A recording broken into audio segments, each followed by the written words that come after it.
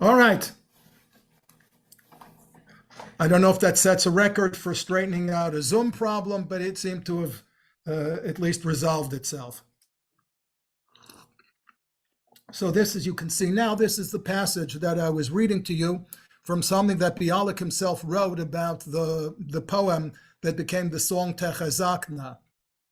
And if you look 4 lines from the bottom, he wrote as follows: Hashir Techezakna, the poem, Kvar nichnas la pardes ve'avar b'shalom et sha'ar hachamishim. I don't know if you know that Bialik attended the famous Volozhin yeshiva. He wasn't the only person of importance in the Yishuv in Israel to have attended the Volozhin yeshiva. The first Ashkenazic chief rabbi, Rabbi Avraham Yitzchak Kook, was also a student at the Volozhin yeshiva. Micha Yosef Berdichevsky had been a student at the Volozhin yeshiva. So Bialik is able to weave into his poetry Talmudic and Midrashic references and phraseology. So Nichnas la pardes va'avar b'shalom is a rather famous line. It's probably best known from its appearance in the Talmud in Masechet Chagiga, where it describes something called Arba'a nichnasu la pardes, that there were 4 Jewish scholars who went into a place where they weren't supposed to be. And of only one of them, Rabbi Akiva, it says, Nichnas b'shalom v'yatza b'shalom, that he entered whole and he left whole. So the idea of perfection is somehow embodied in that, and Bialik is using it here to describe the poem. And then he writes as follows: Muftachani, he says, I'm certain, shebizman bin hazmanim, that in some time in the future, yashir eze bachur et hashir hazeh, somebody will be singing Techezakna, bli lada'at afilu shel mihu, without even knowing who was the composer. And then he notes as follows, and I don't know whether he noted this wryly or whether he noted it somewhat proudly. Kikach darkam shel hapizmonim ha'amamiyim be'emet. He says this indeed is the way of folk songs. Folk songs simply become part of an ethos, they become part of a culture, and as though it doesn't even really matter anymore who the composers were.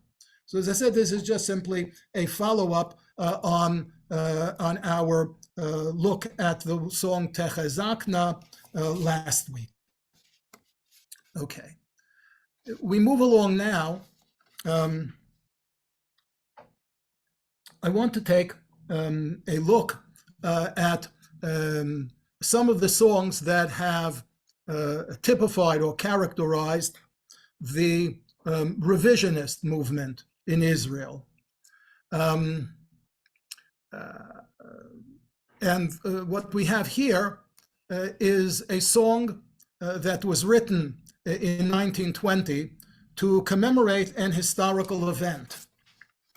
The Battle of Tel Chai was fought on March 1st, 1920, between Arabs and a Jewish defensive force that was protecting the village of Tel Chai, which is in the Galil HaTzafon in the northern Galilee.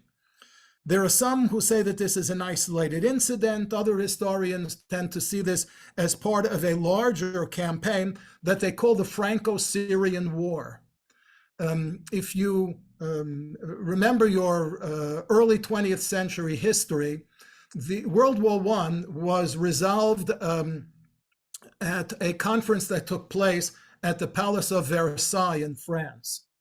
And at this conference at Versailles, the territories that had been held previously by the Ottoman Empire in the Middle East and in North Africa were divided amongst the victors, primarily amongst the British and the French. Parts of Syria were awarded, and Lebanon, what came to be known as the Levant, were awarded to the French. what was called Transjordan and what subsequently became Saudi Arabia and parts of the Hashemite kingdom of Iraq were under the control of the British, as of course was Palestine. And there were dissident elements in both the French and the British territories that were simply not at all satisfied with the way the territory had been divided. So what took place in the early 1920s has been called by some historians the Franco-Syrian War. That is, when certain dissident elements in Syria actually rebelled against the government that had been installed there by the French. The Jews at Tel Chai were commanded at the time by Joseph Trumpeldor, who had a rather illustrious career as a military man, something that was very unusual in those days for Jews. He had served already as an officer in the Russian army during the Russo-Japanese War that was in the first decade of the 20th century. He had also commanded a Jewish unit that fought alongside the British in Turkey during World War I, the famous Gallipoli campaign, famous or maybe infamous because the British loss there, a considerable loss, has been attributed by most historians to Winston Churchill. And by virtue of his experiences, both in Russia and in World War I, he was one of the most experienced military men in the Zionist movement and had been sent to command Tel Chai, which was under threat. The song that we're about to hear, Bagalil B'Tel Chai, is actually a Hebrew adaptation. We're seeing this not for the first time, of a Polish folk song. The Polish folk song, like Bagalil B'Tel Chai, as you can see, was composed in order to honor a fallen soldier. The words themselves, in the Galilean Tel Chai, Trumpeldor fell. He fell fighting on behalf of Amenu, our nation, Biad Artsenu, on behalf of our land, Derech Harim, Derech Vaot, over hill, over dale, Ratz Lig'ol et Shem Tel Chai. He hurried, he hastened in order to save or spare the name of Tel Chai and to make an announcement, La'achim Sham, to fellow colonists, to fellow settlers, Zionists, L'chu B'ikvotai, to follow in his footsteps. And his charge to them, if you wish, his testament to them was, B'chol makom, everywheres, b'chol rega, at all times, tizkuru oti, may you remember me, ki nilchamti, I fought, gam nafalti, and I fell, biad moladati, on behalf of my homeland. Kol hayom ani charashti, by day I would engage in agriculture, I would plow. Balayla, at night, k'nei roveh biadi achazti, I would stand guard. Ad harega acharon, and he did so until his last breath. And of course, you're all acquainted, and if you aren't acquainted, I brought the picture of the famous statue at Tel Chai, on which there is an inscription that is attributed to Trumpeldor, although of course there are, as in almost all cases, those who challenge the assumption, who is reported to have said on his deathbed, Tov lamut ba'ad artzenu, it's good to die for one's land. In any event, here's the song.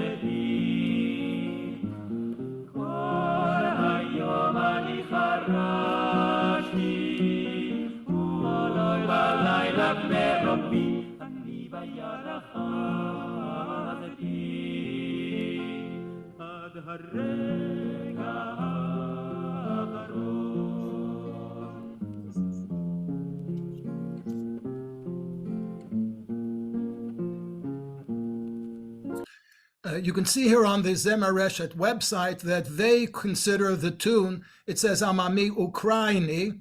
I am certainly not these days going to try to stick my head, as it were, between Poland and Ukraine to decide whether the tune, in fact, was originally Polish or whether it was Ukrainian.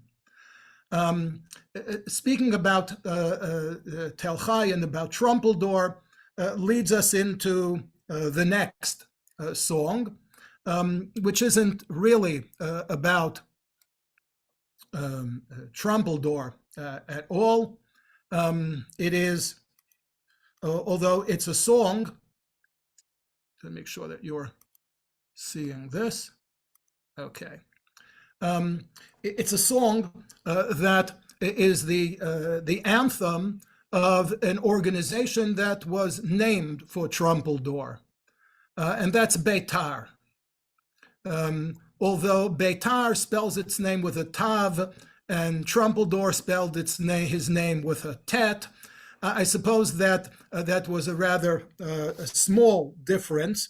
And since Beitar also conjured up images of Bar Kokhba and of the Bar Kokhba rebellion and of Jewish independence, so they kept the tav. But its original name was Brit Trumpeldor. The association, if you wish, the covenant, literally, of the followers of Yosef Trumpeldor. And what we have here, as I said, is pretty much the anthem, having been written by Jabotinsky, the leader of revisionist Zionism himself. There again, like many of the songs that we've looked at, it underwent several revisions. The original version of the song was sent by Jabotinsky to a student union in Kovna in November of 1929. The Jewish student union was called Yardeniya, naming itself after the Jordan River, which of course features prominently in the song. And it was published in a journal called Netivot that was published in those days in Kovna, and it appeared in 1930, so that in some sources it's dated to 1929, which is when it was written, and in others to 1930, which when it was first published.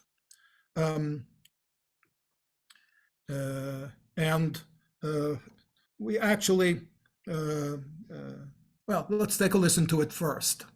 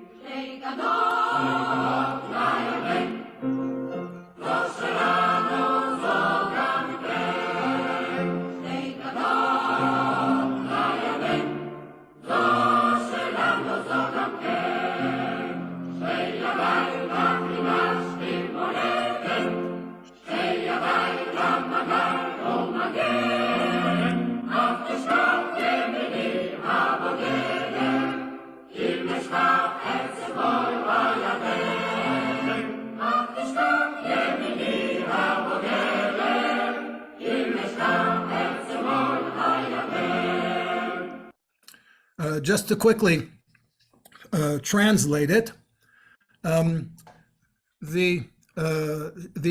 song highlights the importance, the centrality of the Jordan River and of the land alongside the Jordan River to particularly revisionist Zionism. Like the central pillar keeping a bridge up, like the spinal column in a human body, la'artzi, when it comes in geographical terms, kav hatzir v'hakesher, the central line, so to speak, hu Yarden ha'Yarden hakadosh, is the Jordan River, which he even, using a form of hyperbole, even calls the Holy Jordan River. And the refrain, of course, is Shtei Gadot LaYarden. There are two banks to the Jordan River. Zo shalanu zo gamkein. Each one of them belongs to us. Imartzi delala uktana. Even if my land is somewhat small, he sheli, it belongs to me. Mirosha ad kitza, from top to bottom. Nistarat miyam yeshimona. It spreads from the sea, which is to its west, to the wilderness, which is more to its east and to its south. V'Yarden ha'Yarden be'emtza, and again in the center is the Jordan River. Sham, there at the Jordan, Yirvelo mishefa va'osher, the Jordan is makes the land adjacent to it fertile, and it therefore produces an abundance for everybody. Ben Arab for Arabs, Muslims, Ben Natseret for Christians, Bni for Jews, Ki digli degel tohar vayosher, and my flag pure and straight, Yitaher shtei gedot Yardeni, should fly, as it were, should be emblazoned on both sides of the Jordan River. I have a particular affinity for the final stanza.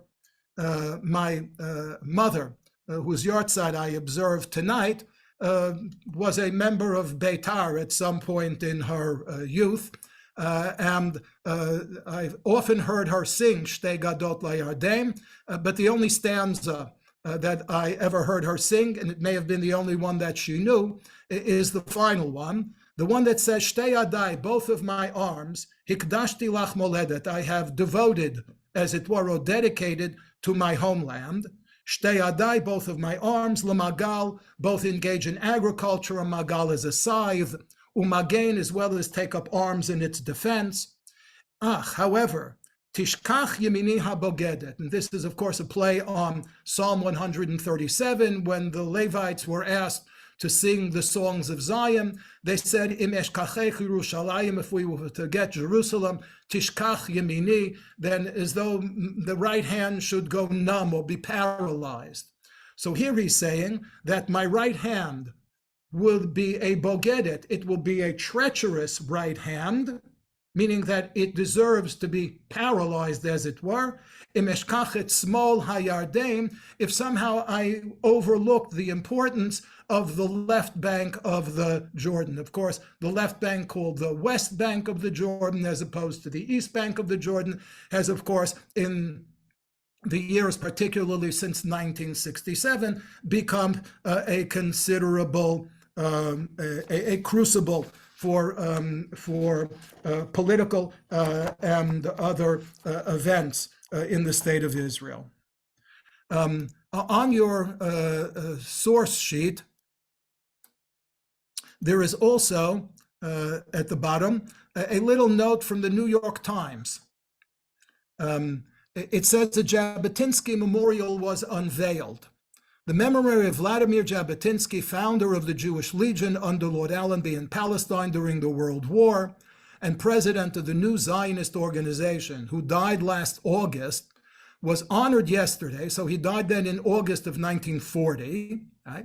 Was honored yesterday in July of 1941, when a monument was unveiled at his grave. Where is his grave? In the new Montefiore Cemetery in Pine Long, Long Island. That's simply a somewhat roundabout way of pointing out that Vladimir Jabotinsky happened to have been in Hunter, New York, in August of 1940 when he passed away, so he was buried in the United States. but he was subsequently disinterred and reinterred in Israel. Probably, I don't have this note in front of me, but I would imagine that it probably did not take place during any of the time that Ben Gurion presided over the state of Israel, but surely once Menachem Begin and the Cherut party came into power, that is probably when Jabotinsky's remains were reinterred in Israel. And from Tel Chai in the north, we come to Jerusalem itself, and we have an opportunity to look at a very favorite song of Jerusalem. Its official name is Agadah, the legend, better known again, as is the case with many songs, by its opening words, Al Sfat Yam Kineret. I'm sure you all know this. You're welcome, of course, to sing along with it. But as you do, I want, in fact, before we do, I want to point something out. If you look at your, well, you can't, I can do it here. I can share this screen with you. Okay, let me get this up. Okay, make it a bit larger. Here we go. Okay, so the words to Al Sfat Yam Kineret were written by a well-known poet and author, Yaakov Fichman. You can see his photograph here on the right, again, a rather dapper-looking dude. And the tune was written by a music teacher in Tel Aviv named Chanina Karchovsky, and you can see his photograph here on the left. It would seem that handlebar mustaches seem to have been rather de rigueur, at least in Tel Aviv, in the years following World War I. And here are the words to the poem, okay, as they were published for the very first time, okay? Al Sfat Yam Kineret, right, by the banks of the Kineret, the sea, Armon Rav Tiferet, there is a grand castle, Gan El Sham Natua, Gan El, not literally a divine garden, but divine only in the sense of hyperbole, right? A beautiful garden was planted there, Boetz Lo Yanua, and in it were trees. Mi Garsham, who lives in the palace, Rak Na'ar, only a young man, a youth, Ka'of Bidmiya'ar, like a bird solitary in the forest, Lomed Sham Torahu, and what does he do? He studies Torah, Mipi Eliyahu, again the Talmudic Midrashic motif that Elijah the prophet comes and helps people to understand Torah. That's why whenever an argument cannot be resolved in the Talmud, you find the word teku. And there's a difference of opinion. Some say that teku is just a perfectly ordinary Aramaic word that means kind of like, time out or hold it, right, in abeyance.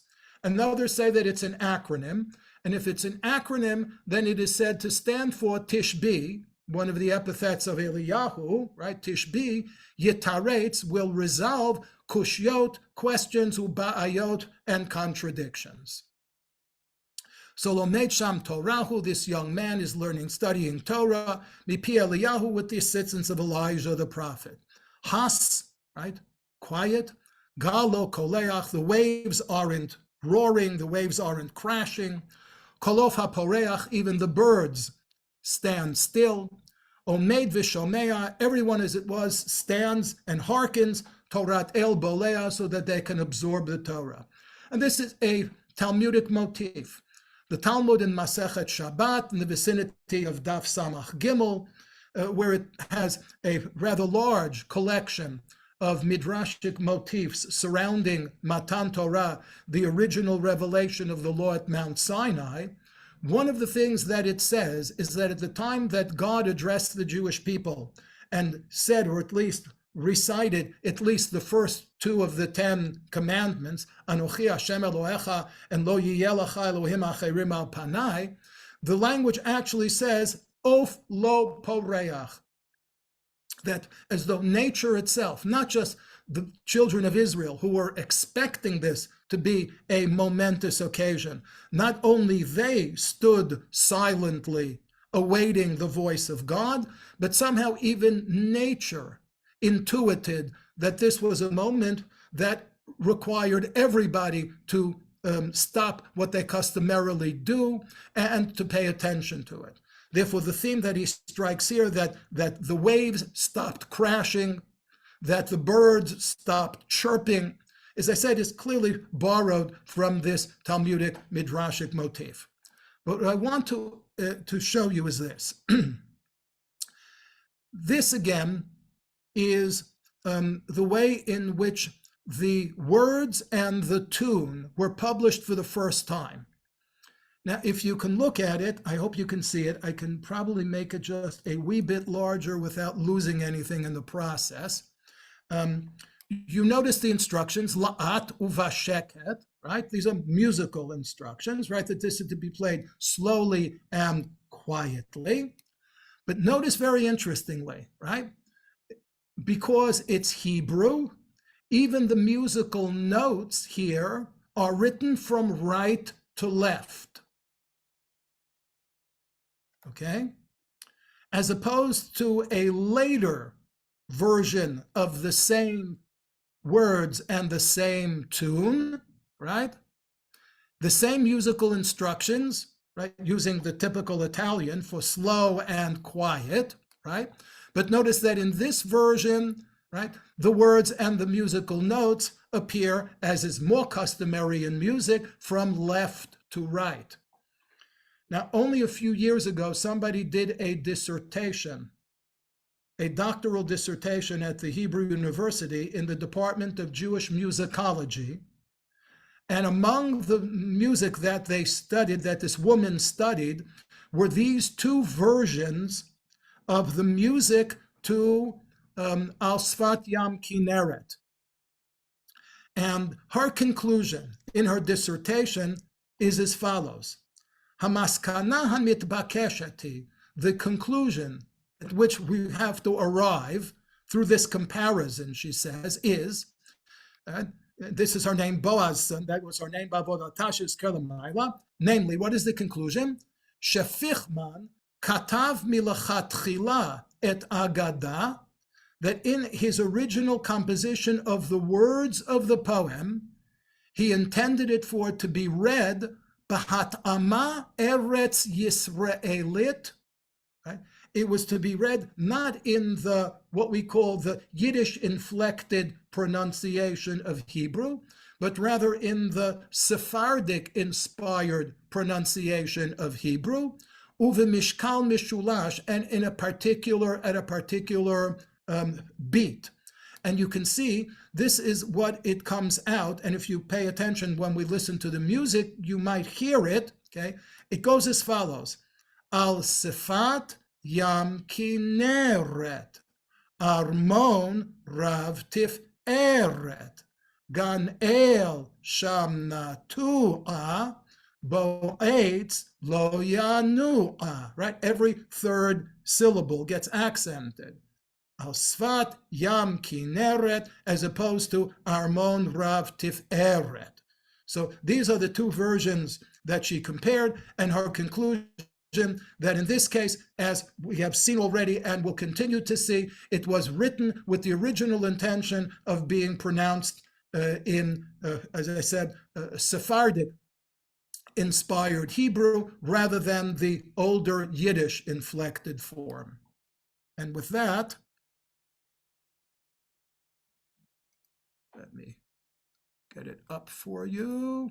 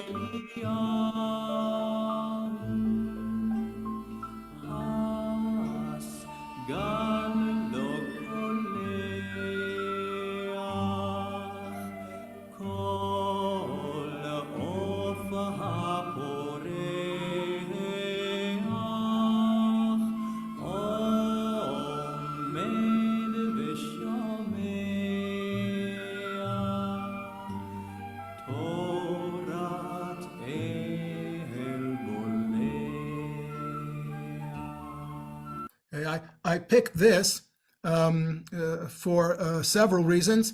One, because of the few that I listened to, this seemed to be the one that where the accentuation seemed to be following what that woman, Boaz's son, had indicated in her dissertation. And secondly, because this isn't what Ran Eliran is typically associated with, not this kind of song and not these kinds of words generally. Okay, and with that, we can move on. And I'm going here to, okay. So Rachel, a poetess, right? Born in Russia, moved to Palestine in 1909. She lived in the kibbutz of Kinneret. She was well known to and kept the company of some of the other outstanding Russian or Polish Zionists of this era. Yitzhak ben Tzvi, in particular, has been mentioned as a colleague of hers. And this is a poem that she wrote in 1927. The words "ve'ulai" and "perhaps" lo hayu hadvarim me'olam. Maybe this never really happened, meaning it's all a dream. Ulai me'olam lo ishkamti im shachar lagan. Maybe that I never really woke up early in the morning to go out into the field. Lovdo b'zeat apai, and to work with the sweat of my brow. Me'olam, either forever or never. Bi'amim arukim v'yokdim, in days of continuous heat. Arukim v'yokdim shel katzir, the days of the harvest. If you know, of course, the barley harvest takes place in the month of Nisan, the wheat harvest in the months of Iyar and in the month of Iyar and Sivan, the months of the late spring, early summer. Bimromeh galal musat alumot, at the top of a wagon that's loaded with sheaves of grain. Lo natati koli b'shir, is it possible that I never sat there on top of a wagon singing songs? Me'olam, is it perhaps possible that never taharti b'tchelot shokta u'v'tom, that I never, as it were, purified myself in the blue waters of the Kinneret? And hear the words, Hoi Kinneret Sheli, again, following upon the previous song, which was Al Sfat Yam Kinneret, Hoi Kinneret Sheli, Hehayit, are you something real? O Chalamti Chalom, or has it all really been a dream? Okay. In her lifetime, first on account of World War I, she, as I mentioned previously, and many other Russian and Russian citizens of the land of Israel were either exiled by the Turks or because of difficult circumstances in the Yishuv during World War I, they simply found it impossible to maintain themselves there and left voluntarily, more or less. So during World War I, she left Palestine and was stranded in Europe. And later again, she spent some time in Europe. So it could be again that is during this period of time that she's in Europe and reflecting on her earlier experiences as a teenager in the land of Israel, that she wrote this poem about, was it real or was it all just a dream?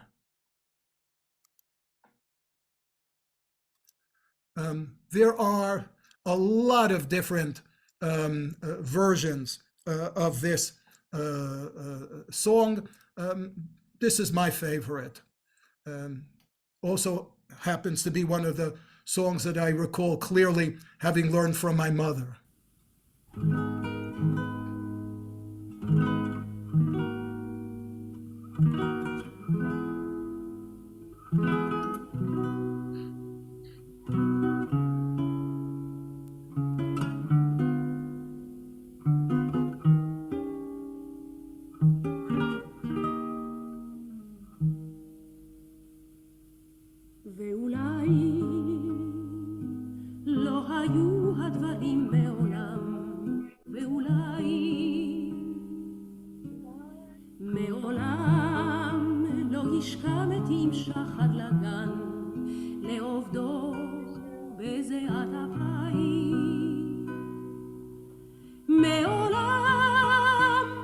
ימים ארוכים ויוקדים של קציר. ממרומי עגלה עמוסת אלומות לא נתתי קולי בשיר. מעולם לא טהרתי בתכלת שוקתה ובטוב של כנרת שלי, אוי כנרת שלי, היית או חלמתי חלום,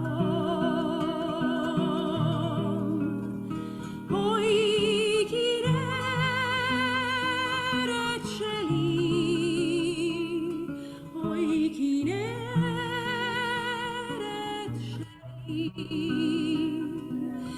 היית או חלמתי חלום. That, by the way, was Nechama Handel, one of my favorite singers. But not everybody was singing or writing poems that are, full of pathos. Sometimes songs were shorter and sometimes they were a little more upbeat and sometimes they really had no great significance to them. And I'd like to share one of those kinds of songs with you.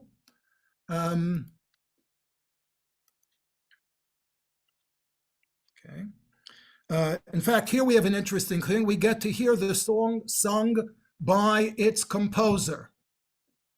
Okay. This was written in 1927 by Yedidia Admon. And it says, if you can see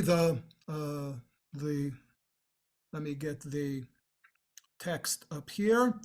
It's just below where we were a moment ago.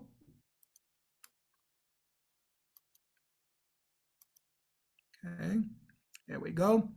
So you see, it says the words Milim, Yedidia Admon, but then it also says Mina Mikorot, because once again, he has woven biblical verses into the song. At the very bottom of the page, you can see the Marei Mekomot, the sources for the biblical verses that he wove into the song.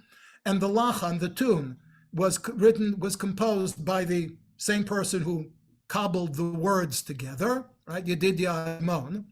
And as you see, the words are Gamal, Gamali, Gamal, Gamali, my camel.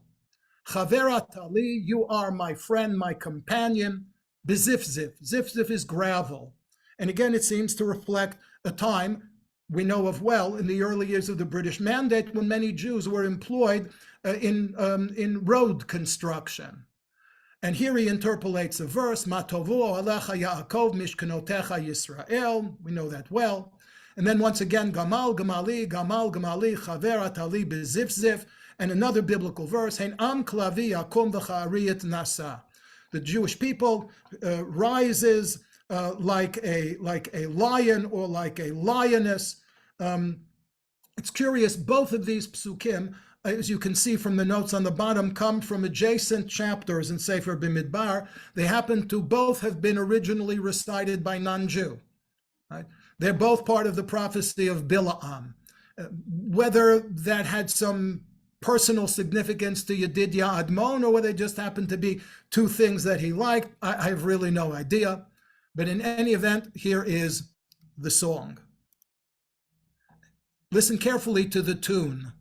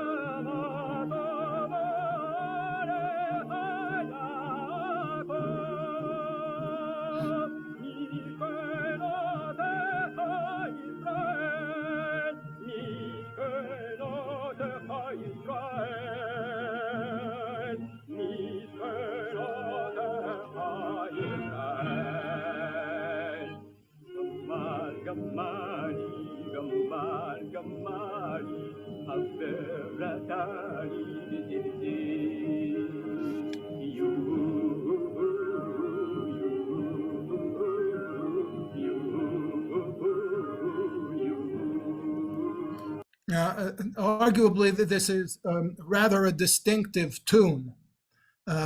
It sounds more Middle Eastern than Eastern European. And indeed, this Yedidia Admon spent the World War I years with his family in Egypt. And it could very well be that it was there in Egypt that he became accustomed to, or picked up the sounds. You can hear the oud in the background.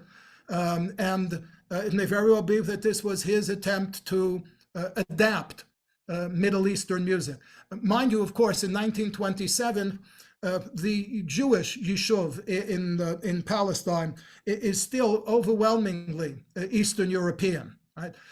We have yet to see the large-scale immigrations from Arab countries that came in the 1940s and the 1950s. So it's rather remarkable, rather, that in 1927 you already have somebody. It may have been daring in 1927. In fact, I found another Hebrew song that Yedidia Admon composed, and it makes the same impression. And I'd like you to hear it as it's sung. You can see it, okay? As it's sung by Shoshana Damari. So here you have a Middle Eastern tune being sung by a rather quintessentially Middle Eastern singer. The words are Shedamati, my fields, Im Shachar Zrati Habidim'ah, at dawn I awoke to sow the field with sweat again or in tears. Tfilat HaYogev Nishma'ah, and the prayer of the farmer is heard. So this again is a song based upon the agricultural efforts of the early Yishuv.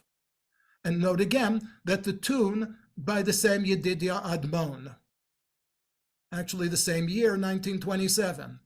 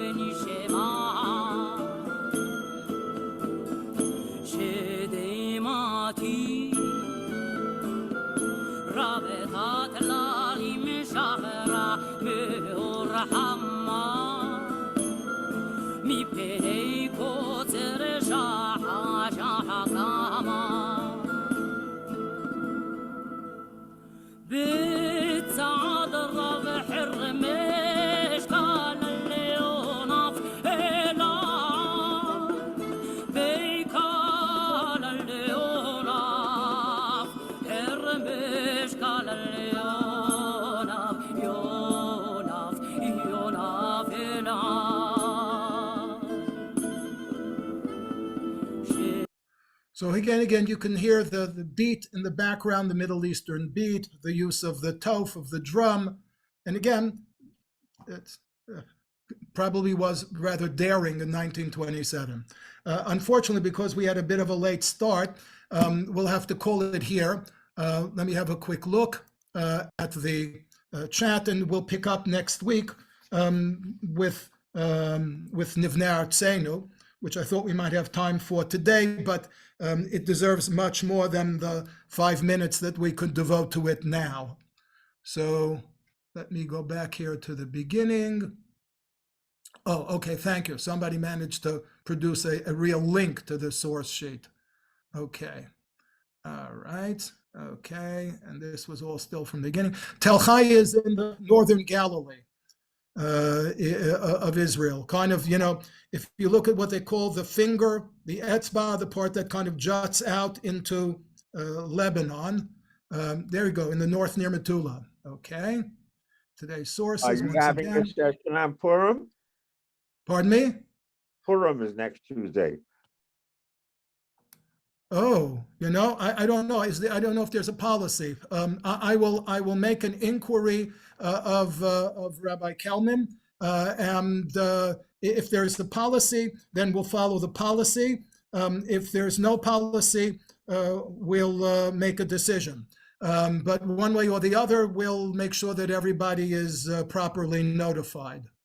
Thank you. I don't want to make a commitment now and find out that the infrastructure is unavailable. So much better that we just hold it in abeyance and we'll send out a notice. I see somebody corrected me, it was Levi Eshkol who brought Jabotinsky's amends. I said the only thing I was certain about is that it couldn't have been during Ben Gurion. Okay. The pictures of Fichman, okay, I will post it. I will post it in next week. I have it in a separate file. I will post it next week. Okay. The revisionist movement is another name for what has subsequently been called Cherut. It's the movement founded by Jabotinsky that claimed the West Bank of the Jordan as an integral part of the ancestral land of Israel. Okay, I'm very bad at this. I'm very politically naive. I try not to be incorrect, but I'll admit to being naive. If she was not a poetess, she was a poet. Okay. I do think that in Hebrew, we would still not call her a mishorer, but a mishoreret. But again, what can you do about that? Okay. And the street is called Hamashoreret Rachel. Yeah, as I was saying, in Hebrew it has to be a mishoreret. If in English it's still a poet, not a poetess, I yield to conformity. Yes, Yehuda Sharet was the younger brother of Moshe Sharet, Israel's second prime minister.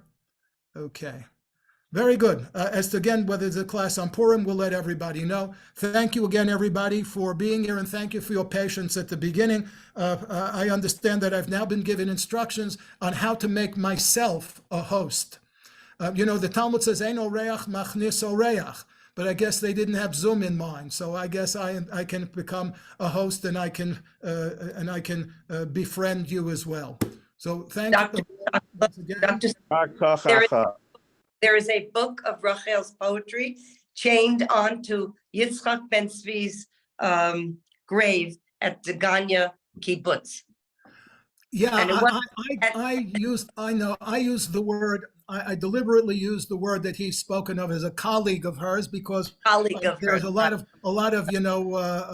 back of the room chatter about just what the relationship really was. Yeah, but the book is attached. It's very touching, Yes. Thank you. Okay. Thank you. If we do have a class next week, then I'll be able to wish everybody a Purim Sameach on Purim. If there is no class next week, then I can wish you all a Purim Sameach now. And when we meet in 2 weeks, I can say, I hope you all had a Purim Sameach. So one way or the other, take care. And to you too. Thank you.